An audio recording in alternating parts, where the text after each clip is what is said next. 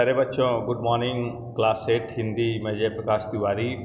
जैसा कि पिछले दिन आपको विभत्स रस के बारे में बताया गया था कि इसका स्थायी भाव घृणा होता है। विभत्स यानी घृणा। जब किसी साहित्य को पढ़कर मन में घृणा आए तो वहाँ विभत्स रस होता है। यह रस मुख्यतः युद्ध वर्णन में पाया जाता है। युद्ध के पश्चात खून या चिल कौओं का ये घृणास्पद वर्णन मिलता है। जैसे उदाहरण दिया गया था कि आंखें निकाल उड़ जाते, क्षण भर उड़कर आ जाते, सौ जीभ खींच कर कवे, चुहला चुहला कर खाते, भोजन में श्वान लगे मुर्दे थे, भू पर लेटे, खा मांस चाट लेते थे, चटनी सम बहते बहते बेटे। तो आपने इसमें घृणास्पद तत्व देखा था। अब आज हम लोग पढ़ेंगे अद्भुत रस। अद्भुत का अस्थायी भाव आश्चर्य होता है। जब किसी साहित्य को पढ़कर या सुनकर आश्चर्य भाव उत्पन्न हो तो वहाँ अद्भुत रस होता है। जैसे कनक भूधराकार शरीरा, समर भयंकर अतिबल वीरा। यहाँ देख रहे हैं कि कनक भूधराकार शरीरा, सुनहले रंग की पृथ्वी की तरह शरीर है। समर भयंकर अतिबल वीरा, समर मतलब युद्ध में भयंकर है और अत्यंत ही बलशाली है। तो यहाँ आप देख रहे हैं। अब दूसरा शांत रस के बारे में पढ़ेंगे जिसका अस्थायी भाव निर्वेद होता है। जब किसी साहित्य को पढ़कर या सुनकर शांति का भाव उत्पन्न हो तो वहाँ शांत रस होता है। जैसे जब मैं था तब हरि नहीं, अब हरि है मैं नाय, सब अधियारा मिट गया जब दीपक देखा माय। कबीरदास का यह उदाहरण है। और कबीरदास जी ने जितने उदाहरण प्रस्तुत किया है उसमें शांत रस की बहुलता है। ईश्वरीय शक्ति का वर्णन किया गया है। और दूसरी बात, इस साखी को पढ़ने के बाद मन में शांति का भाव उत्पन्न होता है, इसलिए इस रस का नाम शांत रस है। इन रसों को संगीत व नृत्य की मदद से भी दर्शाया जाता है।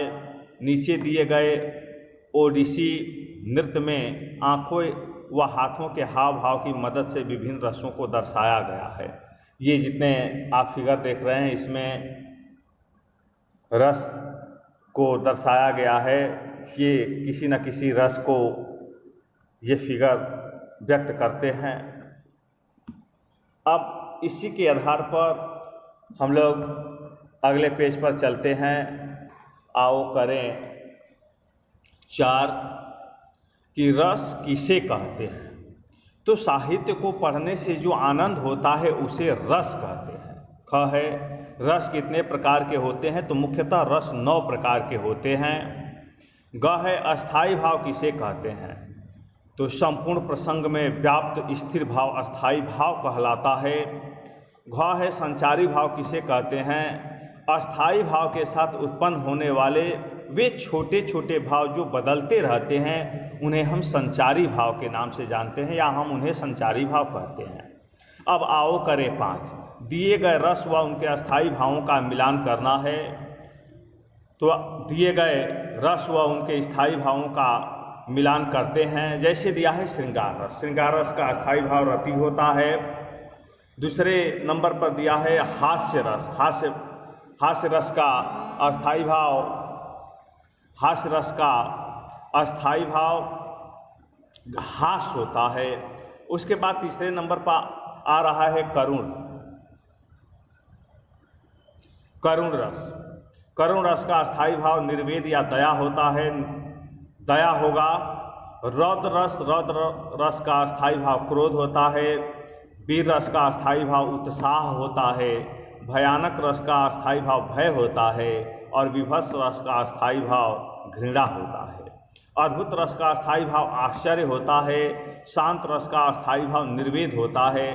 प्यारे बच्चों, इन 9 रसों के अतिरिक्त आधुनिक विद्वानों ने 2 रस और बढ़ाए हैं। 10वां रस भक्ति है, 11वां रस वात्सल्य है। तो भक्ति रस का जो अस्थायी भाव होता है वो रति होता है, लेकिन यह ईश्वर विषयक रति होता है। रति का अर्थ होता है प्रेम। ईश्वर के प्रति प्रेम। उसके बाद वात्सल्य, वात्सल्य रस का स्थायी भाव वत्सल होता है। अब ठीक वैसे ही नीचे दिए गए फिगरों के आधार पर आपको, इन फिगर के आधार पर आपको रस के बारे में बताना है कि ये कौन कौन से रस का प्रतिनिधित्व कर रहे हैं।